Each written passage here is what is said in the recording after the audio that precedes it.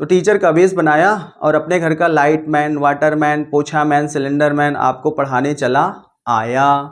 अरे sir sir आप ऐसी बातें कैसे कर रहे हो सर? अरे बेटा मैं ऐसी वैसी कोई बातें नहीं कर रहा हूँ। मैंने आपको लास्ट लेक्चर में हेलो एल्केन और हेलो एरीन में क्या बताया था? क्लासिफिकेशन बताया था। मैं उसकी ही बात कर रहा हूँ और मैं कोई बात नहीं कर रहा हूँ बेटे। याद करो मैंने जितने भी लिखे थे बोर्ड में वो सब क्या थे? या तो हेलो एल्केन थे या तो हेलो एरीन थे। तो हेलो एल्केन और हेलो एरीन में आदमी एक ही था लेकिन उसके नाम क्या थे? अनेक थे। जैसे मैंने अभी अपने काउंट कराए, आदमी एक, नाम अनेक। जब कैंप शॉट पे आता हूँ तो टीचर बन जाता हूँ, अदर प्लेस पे जाता हूँ तो जो अभी काउंट कराए वो बन जाता हूँ। ओके, तो इस प्रकार से हमने हेलो एल्केन और हेलो एरीन का क्लासिफिकेशन कवर किया। फिर इसके बाद आयुपेशी देखी। आयुपेशी में मैंने आपको रूल दिया था, कैसे याद करना था? कलश गिरा नैना से, लोक लिया नन्हू। पर वर्षु, कलश मतलब सेलेक्ट लॉन्गेस्ट चैन, गिरा नैना से मतलब give number, lowest Loken number. ठीक है, फिर क्या? पर 1 डिग्री प्रीफिक्स, 2 डिग्री प्रीफिक्स। फिर क्या? Word root. वर्ड रूट कैसे याद करने थे? याद है, मैं प्रेब्यू पे है अनोडी। ठीक है, फिर क्या था? सुफिक्स, सु सफिक्स, 1 डिग्री सफिक्स और 2 डिग्री सफिक्स। ठीक है सर, तो हमने ऐसे आयुपेशी देखी। मैं आशा करता हूं कि आप लोगों ने एनसीईआरटी के सारे एग्जाम्पल कवर किए होंगे। ठीक है, अगर कोई डाउट हो तो कमेंट सेक्शन पे जरूर चैट करना। ओके सर, फिर अब हमको जो पढ़ना है वो पढ़ना है क्या? Organic reactions. तो हेलो एल्केन और हेलो एरीन की जितनी भी रिएक्शन है अब हम उनको स्टार्ट करने वाले हैं। अब आप कहाँ एंटर करने वाले हैं? रिएक्शंस में। ठीक है सर, आपने शुरू में बताया था कि हमको पूरे ऑर्गेनिक में रिएक्शन से डील करनी है। ओके, लेकिन उससे पहले हमें यह भी जानना जरूरी है कि रिएक्शंस होती क्या है, केमिकल रिएक्शन कहते किसे हैं। तो जानने के लिए एंटर।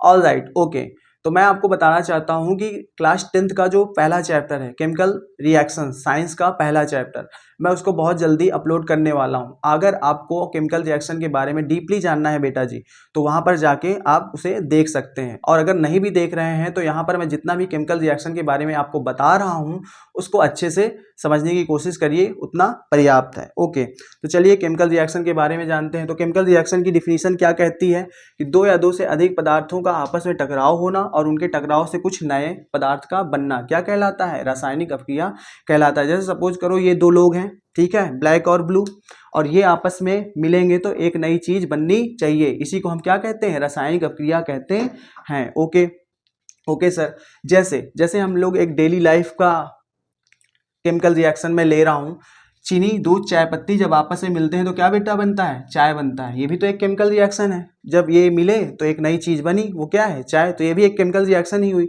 लेकिन कब बनी? क्या इनको मिला के रख देने से चाय बन जाएगी? जैसे मैंने चीनी, चाय पत्ती, दूध को रख दिया, एक साथ मिलाकर रख दिया, तो क्या चाय बन जाएगी बेटा? बोलो। मुझे तो नहीं लगता कि चाय बनेगी। 60 वर्ष तक बैठे रहेंगे तब भी चाय नहीं बनने वाली है। कब बनेगी? जब आप इसको टेम्परेचर दोगे। टेम्परेचर देने से क्या होगा?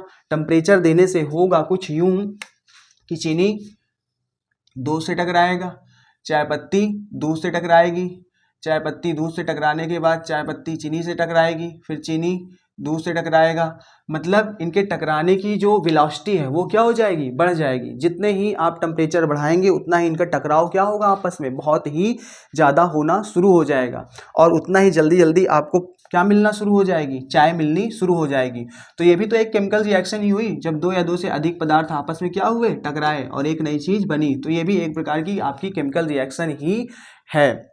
ओके, ये कब टकराए? जब आपने टेम्परेचर दिया और चाय बनी। तो ये भी एक केमिकल रिएक्शन की परिभाषा को फुलफिल करते हैं। चलिए ठीक है, मैं एक केमिस्ट्री का एग्जाम्पल, फेमस एग्जाम्पल लेता हूँ। जैसे हमें सबको पता होना चाहिए, हम 10th पास होके आए हैं कि मैग्नीशियम ऑक्सीजन से क्या करता है? रिएक्ट करता है। तो क्या बनाता है बेटे? बनाता है मैग्नीशियम ऑक्साइड। ठीक है, तो ये मेरे हाथ में बेटा, ये देख रहे हो, ये मेरे हाथ में मैग्नीशियम लिया है मैंने। ठीक है, जरा बताओ, क्या ये हमारे पास ऑक्सीजन तो हर जगह है, अभी भी तो ये ऑक्सीजन के संपर्क में है, तो क्या ये ऑक्सीजन के संपर्क में आकर मैग्नीशियम ऑक्साइड बना रहा है? मुझे तो नहीं लग रहा बना रहा है। क्यों? क्योंकि अभी इसकी ऑक्सीजन से जो टकराव है वो बहुत कम मात्रा में हो रही है, इसलिए आपको बनते हुए नजर नहीं आ रहा है कि ये मैग्नीशियम ऑक्साइड बना रहा है कि नहीं बना रहा है। लेकिन अब दिखेगा जब मैं इसके अंदर कुछ करने वाला हूं। जैसे आओ करके दिखाता हूं।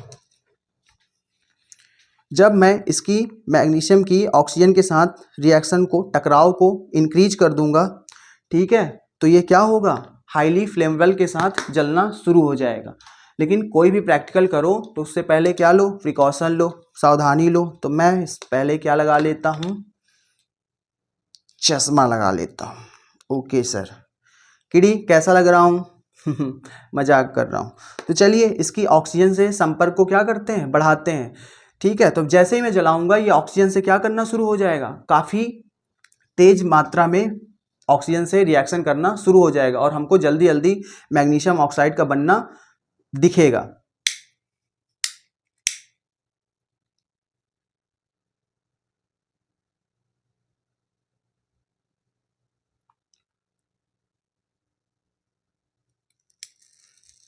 देख रहे हैं मैग्नीशियम ऑक्साइड बन रहा है, ये देख रहे हो ये, ठीक है।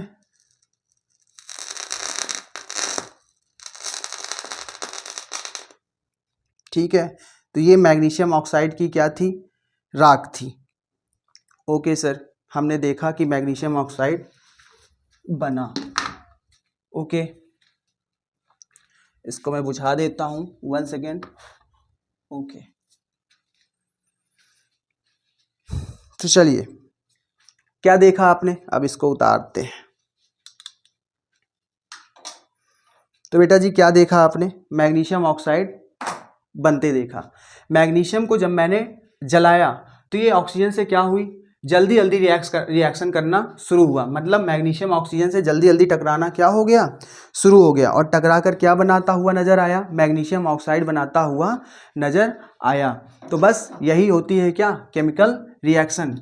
मैग्नीशियम ऑक्सीजन के साथ टकराया और मैग्नीशियम ऑक्साइड बनी। दो या दो से अधिक पदार्थ आपस में जब टकराते हैं तो एक नई चीज बनती है और इसी को क्या बोलते हैं, मैग्नीशियम ऑक्साइड। ठीक है बेटा जी, समझ में आया। चलिए अब हम लोग थोड़ा सा केमिकल रिएक्शन के अंदर कुछ दो चीज़ों की बात करते हैं। दो चीज़ें कौन सी हैं, एक होता है बेटा अभिकारक और एक होता है उत्पाद। ध्यान से देखना, अभिकारक किसे कहते हैं, उत्पाद किसे कहते हैं। मुझे लगता है आपको ये चीज़ पता होनी चाहिए। तो अभिकारक कहते हैं उन चीज़ों को जो चीज़ आपस में क्या होती हैं, टकराती हैं। जैसे यहाँ पर चीनी, दूध, चाय पत्ती आपस में क्या करते हैं, टकराते हैं। तो इनको हम क्या बोलेंगे बेटा जी, अभिकारक बोलेंगे। ठीक है, क्या बोलेंगे, यहीं पे इसको मैं लाइन करता हूँ, इसे क्या बोलेंगे, अभिकारक बोलेंगे। और इन चीज़ों के टकराने से जो नई चीज़ बनती है उसको हम क्या बोलेंगे, उसको हम बोलेंगे उत्पाद। क्या बोलेंगे, उत्पाद बोलेंगे। समझ में आई बात। जो चीज़ें आपस में टकराती हैं उसको अभिकारक कहते हैं और उनके टकराने से जो नई चीज़ बनती है उसको हम क्या कहते हैं बेटा जी, उत्पाद कहते हैं। ठीक है, क्या ये बात समझ में आई। तो क्या अब आप लोग यहाँ पर मुझे बता सकते हैं कि यहाँ पर मैग्नीशियम और ऑक्सीजन में से अभिकारक कौन है और मैग्नीशियम ऑक्साइड में से उत्पाद क्या है। ठीक है, आप बता दोगे कि सर ये आपस में टकराए हैं तो हम इनको बोलेंगे अभिकारक, और इनके टकराने से जो नई चीज़ बनी है उसको हम बोलेंगे प्रोडक्ट, उत्पाद। ठीक है, तो क्या ये बात समझ में आई, बोलो बेटा। अगर इतनी बात समझ में आई हो तो मैं आगे कवर करूं। ठीक है, आओ। तो बेटा जी अब मैं आपको बताऊंगा कि अभिकारक किधर लिखा जाता है और उत्पाद किधर लिखा जाता है।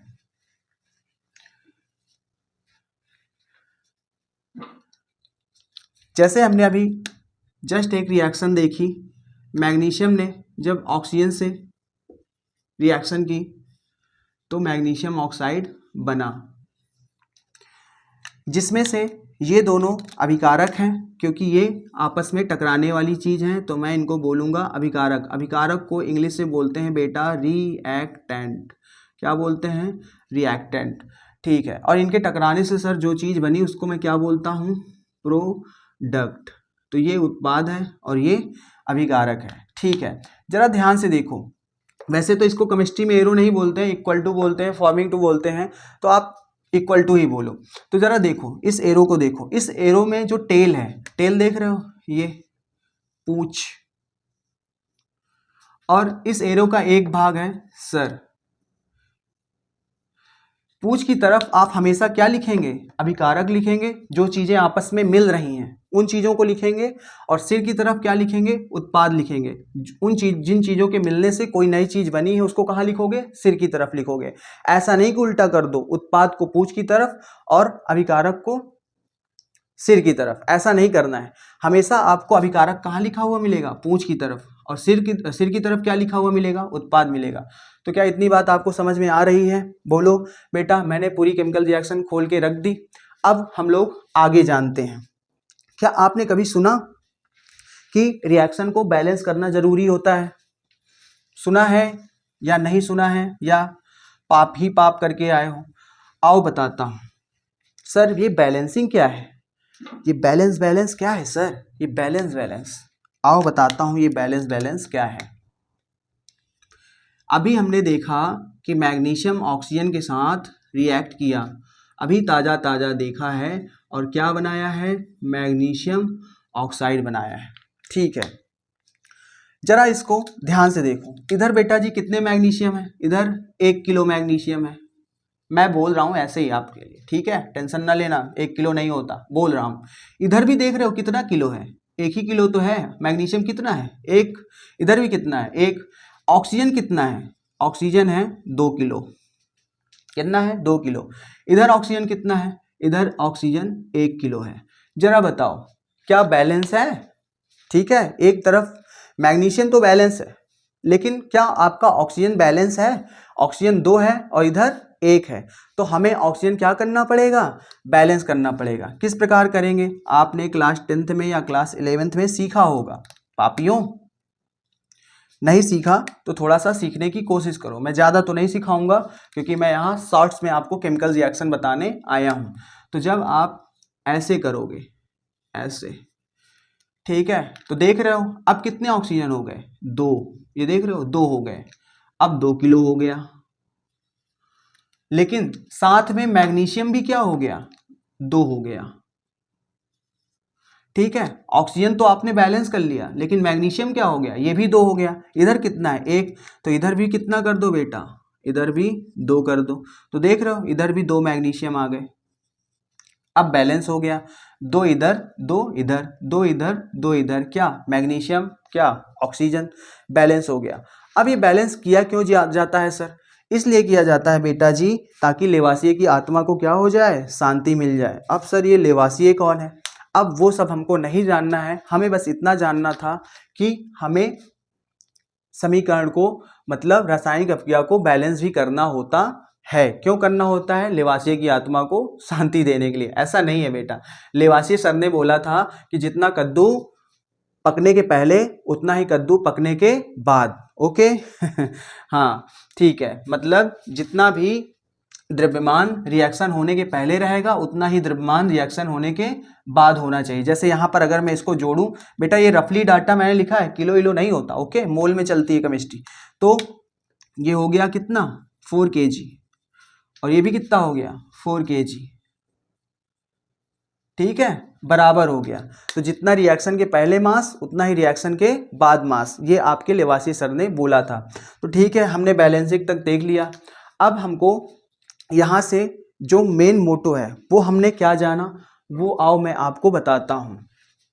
केमिकल रिएक्शन हमने जान ली, हमने जाना कि 2 पदार्थ आपस में जब टकराएं और उनके टकराने से जब नई चीज़ बन जाए तो उसी को हम सर क्या बोलते हैं, केमिकल रिएक्शन बोलते हैं। ठीक है, केमिकल रिएक्शन में 2 चीज़ें होती हैं, अभिकारक होता है और उत्पाद होता है। अभिकारक किसे कहते हैं, जो चीज़ें आपस में टकराती हैं, और उत्पाद किसे कहते हैं, जिन चीज़ों के टकराने से जो चीज़ नई चीज़ बनती है उसे हम उत्पाद बोलते हैं।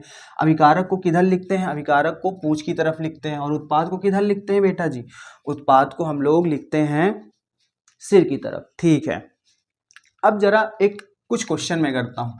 जैसे अगर आपसे पूछूं कि बेटा बताओ नमक किन किन चीज़ों के रिएक्शन करने से बनता है।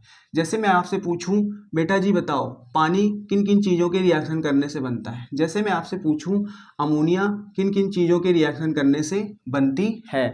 तो हो सकता है आपको पता होगा, तो आपका जवाब आना चाहिए कि सर जो नमक है वो सोडियम और क्लोरीन के आपस में मिलने से बनता है। ठीक है। अगर आपको पता होगा तो पानी हाइड्रोजन और ऑक्सीजन के मिलने से बनता है। ठीक है।